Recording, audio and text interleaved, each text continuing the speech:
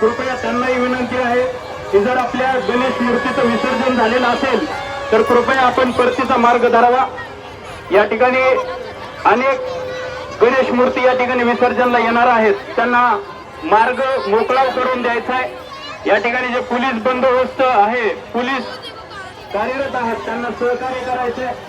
कोणीही कोणताही गणेश भक्त पाण्यामध्ये उतरणार नाही याची दक्षता घ्यायची आहे। या ठिकाणी जे स्वयंसेवक विसर्जनासाठी ठेवलेले आहेत त्यांच्याकडे मूर्ती द्यायचे, ते विसर्जन करतील। जी येल्लो रोप समोर लावलेले आहेत त्याच्या पुढे कोणीही जाणार नाही याची दक्षता घ्यायची।